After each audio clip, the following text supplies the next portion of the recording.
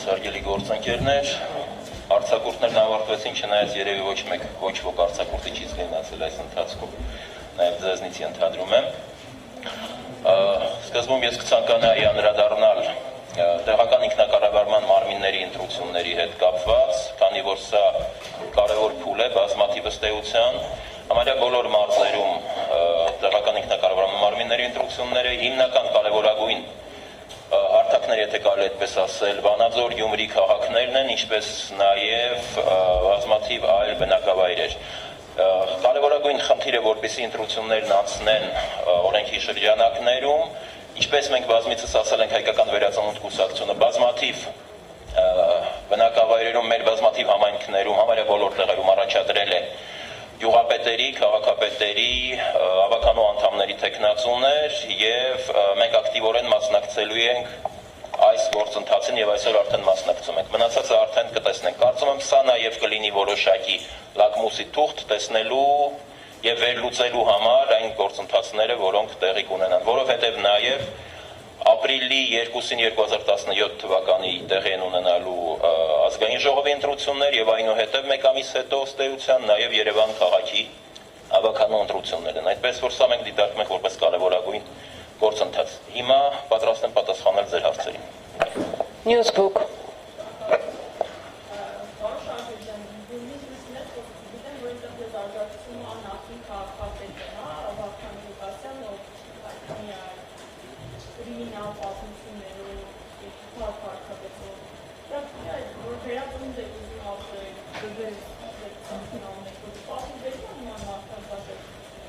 Ես կսկսեմ ձեր ձևակերպումներից, որ ինձ համար բացարձական ընդունել է, ինչ է նշանակում վերածնունդ եք ուզում ապրել։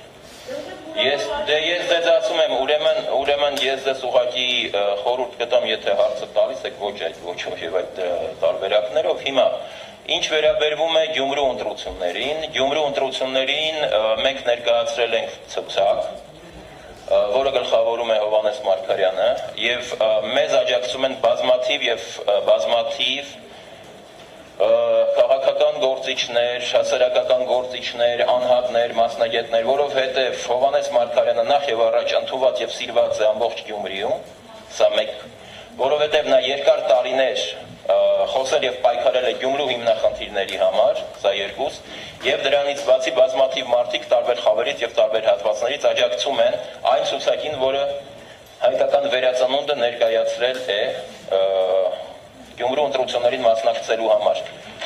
Իսկ մնացածը սա ձեր մոտեցումները եւ ձեր գնահատականներն են, որոնք ինձ համար անընդունելի են։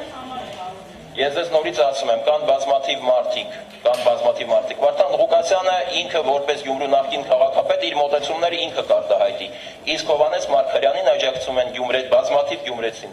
բազմաթիվ գյումրեցիներ եւ մենք հարգանքով ենք վերաբերվում բոլորին։ Հայերեք Պարոն Շարգեդյանը դրական օրենսգրքի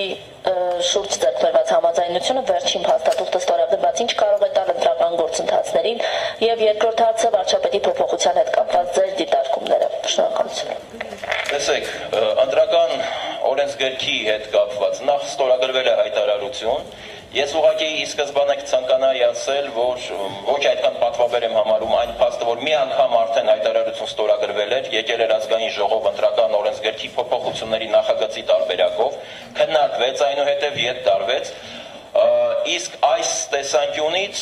սա իհարկե մի փաստաթուղթ է, որը ուղղված է տեխնիկական վերահսկողության, ընտրությունների գործընթացի տեխնիկական վերահսկողության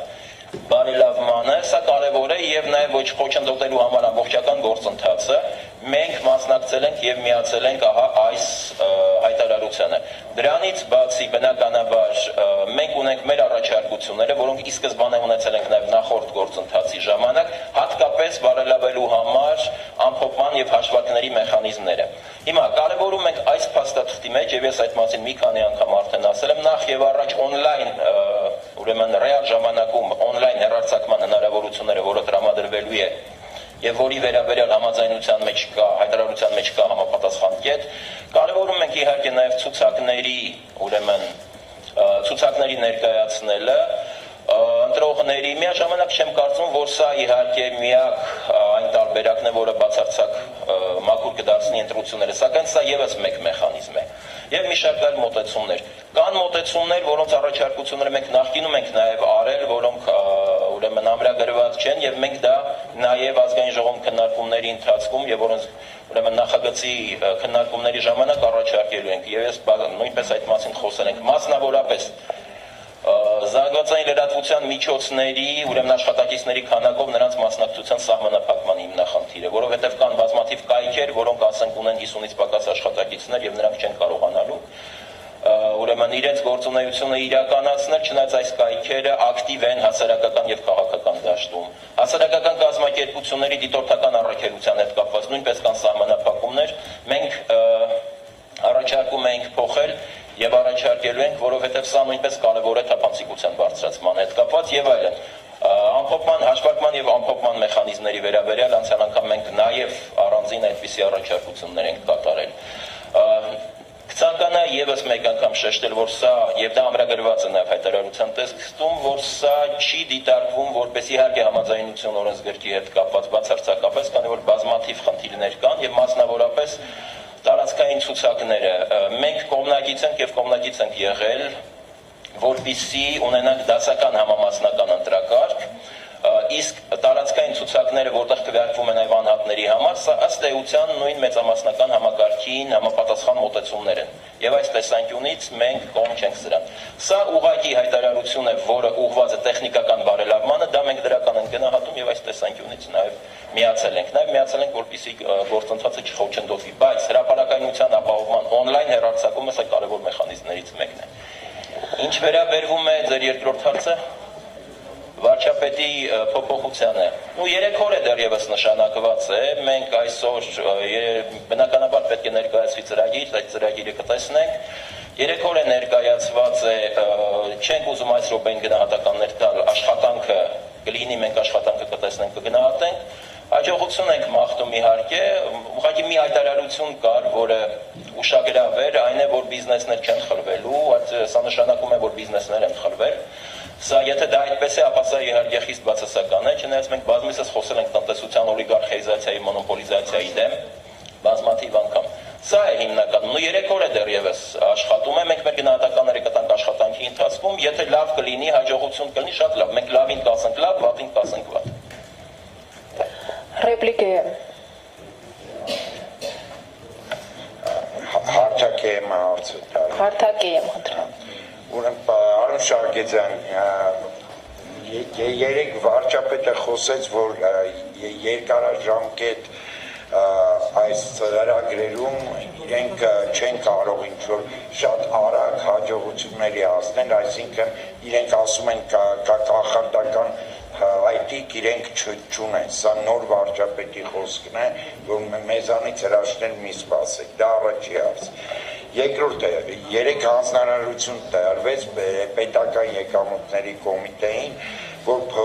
միջին փոքր ձեռնարկություններին շատ լիբերալ վերաբերմունք ցույց տալ։ Դուք չեք գտնում արդյոք, որ սա ժամանակավոր բնույթ է կրում, այսինքն մի 5 օր հետո էլի ամբողջ բեռը կանգնի ՓՄԶ-ների վրա։ Եվ երրորդը, այս Գյումրիում չէ ընդհանրապես այս տետի մընտրությունները, որ կա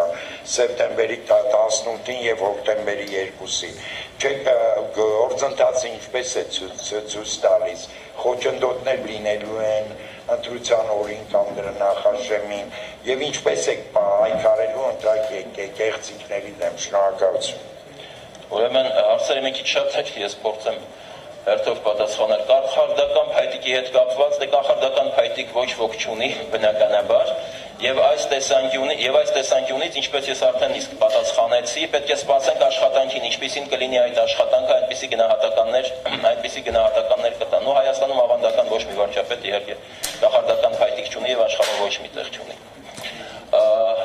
Երկրորդ խնդիրը կապված էր փոքր եւ միջին ձեռներեցների հետ։ Տեսեք, սա մի կարևորագույն խնդիր է, որի մասին մենք բազմիցս խոսել ենք։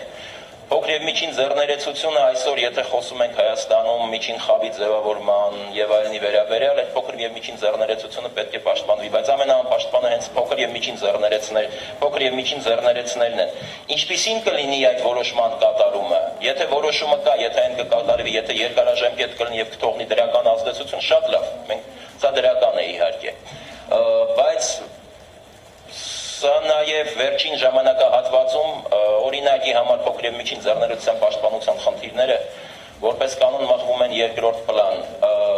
Մենք հայտնի այն ժամանակ օրինաց երկիր այսօր նաև հեղինակն է դառնում հայկական վերածնունդը, նաև օրենքի նախագիծ էինք ներկայացնել, հայտնի բազմիցս խոսել ենք այդ մասին, սուպերմարկետների վերաբերյալ։ Այս օրենքը հետաձգվեց այնքան ժամանակ, մինչև սուպերմարկետները կառուցվեցին, փոքր եւ միջին խանութ ձեռնարկությունների դեմ խանութների մեծ մասը փակվեցին եւ այնուհետեւ արդեն եղավ որոշակի պատրաստակամություն։ Բայց ինչպես ասվում է, գնացել է, չնայած մենք պետք է շարունակենք այս ուղղությամբ պայքարել։ Տեսնենք, մնացածը ինչպիսին կլինի աշխատանքը, այնպես էլ մենք գնահատենք։ Ներողություն, երրորդ հարցը ձեր որն էր։ Երրորդ հարցը իմ ընտրություններին էր վերաբերվում, գործընթացը բավարար է, թե կարծում եւ ինչպես է պայքարելու ընտրակեղծիքների դեմ։